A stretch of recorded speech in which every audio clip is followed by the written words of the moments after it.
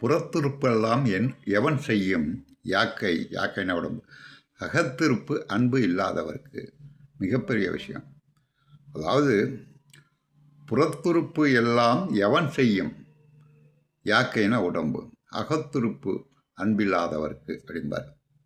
என்ன சொல்கிறாருன்னா, புறத்துறுப்புங்கிறது நம்ம உடம்பு கை காலெலாம். ஒருத்தனுக்கு வர்றான், ஐயா சாமி வைத்த பசிக்கின்னு கேட்குறான். உடனே கை எடுத்து இருந்தா 50 ரூபா வச்சுக்கன்னு கொடுக்குமா. கை ஒரு கருவி, ஜடப்பொருள்.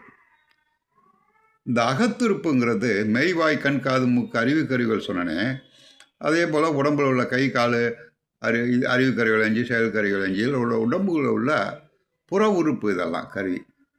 இந்த கருவிகள் ஜடப்பொருள்கள். உள்ளுக்குள்ளே இருக்கிற ஆத்மா தான் உயிர் பொருள், உண்மையான பொருள். ஒரு எக்ஸாம்பிள் சொல்லணும்னா, ஒரு நெல் விதைக்கலாம்.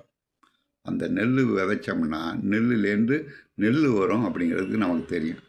அறுவடை செஞ்சு சாப்பிட்லாம். இதான உண்மை. இப்போ இந்த அகத்துறுப்பு இருக்குது பாருங்கள். இது அகத்துறுப்பு என்பது இந்த ஆத்மா, புறத்துறுப்பு என்பது நம்ம உடம்பு உள்ள கருவிகள். இந்த அகத்துறுப்பான ஆத்மாவில் முதல்ல அன்பு செய்கிற எண்ணம் வேணும். அதுதான் விதை. ஒருத்தவங்க ஐயா தாயே அம்மா தாயே கொஞ்சோண்டு பிச்சை போடுங்கிறான். இந்த மனசு ஐயோ பார்த்தா பாவமாக இருக்குது, உனக்கு ஒரு 50 ரூபா கொடுக்குமே அப்படின்னு நினைப்பு வரணும். இந்த நினப்பு மனசில் வந்தால் தான் கையை எடுத்து கொடுக்கும். இது புரியுங்களா? அதை தான் இந்த குரலில் சொல்கிறாரு. இந்த அகத்துறுப்பெல்லாம் இருந்து என்னடா பையன், புரியுங்களா இல்லையா? புறத்துறுப்பெல்லாம் இருந்து என்ன பையன்? அகத்தில் முதல்ல உன் மனசில், ஆள் மனசில், அதான் ஆத்மா. இந்த ஆத்மாவில் அடுத்தவனுக்கு தர்மம் செய்யணும், அன்பு காட்டணும் அப்படிங்கிற எண்ணம், அந்த விதை இருந்தால்தான் நீ தர்மம் செய்வ.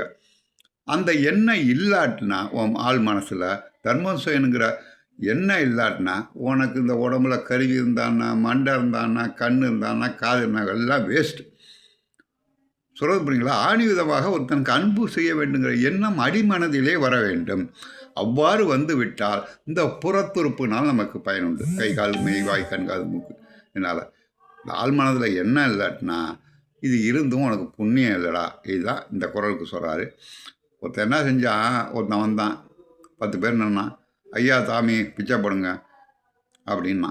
உடனே பார்த்தான், பைக்குள்ளே கையை விட்டான், சில்லற காசாக இருந்து எடுத்து. ஆமாம், உன் உடம்பெல்லாம் நல்லா இருக்க, உனக்கு எதுக்கு பிச்சை போடணுன்ட்டான். பாதி தூரம் வந்தவனே காசை பாதியை உள்ளே விட்டான்.